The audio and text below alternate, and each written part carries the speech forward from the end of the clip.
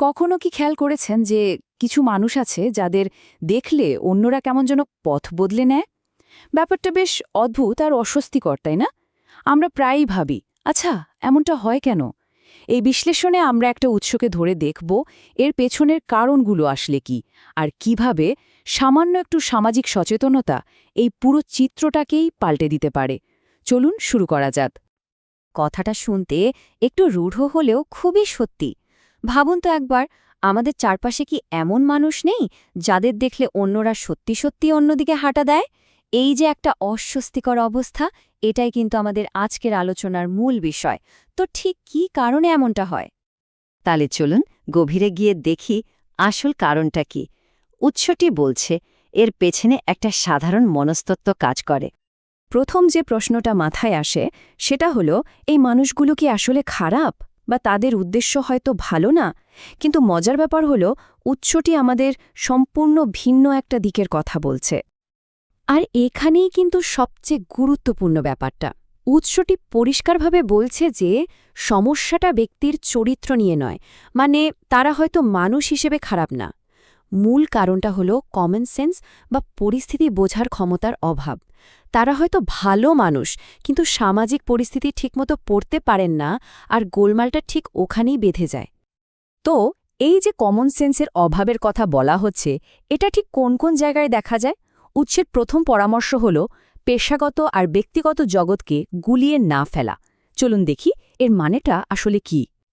মূল নীতিটা খুবই সহজ। পরিবেশ যখন অনানুষ্ঠানিক, তখন আচরণও সেরকমই হওয়া উচিত। মানে একটা ছুটির দিনের আড্ডায় কাজের চাপ বা পেশাগত অনুরোধ নিয়ে আসাটা পুরো পরিবেশটাকেই নষ্ট করে দেয়। এই স্লাইডটা দেখলে ব্যাপারটা একদম পরিষ্কার হয়ে যাবে।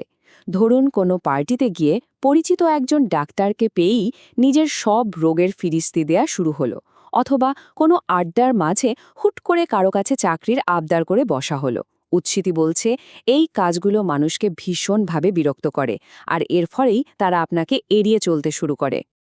কমন সেন্সের আরেকটা বড় দিক হল চারপাশের পরিস্থিতি বোঝা। ইংরেজিতে একটা কথা আছে, রিড দ্য রুম, মানে হল পারিপার্শ্বিকতা বুঝে আচরণ করার ক্ষমতা। এখানে দেখুন, কয়েকটা সহজ ধাপে ব্যাপারটা বুঝিয়ে দেওয়া হয়েছে।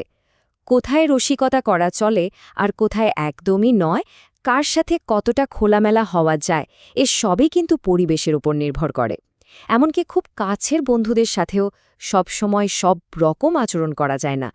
পরিস্থিতি বোঝাটা তাই খুব জরুরি। আচ্ছা, এবার আমরা আসছি শেষ পয়েন্টে, এবং এটা হয়তো সবচেয়ে জরুরি, আর তা হল অন্যের ব্যক্তিগত সীমানাকে বোঝা এবং তাকে সম্মান করা।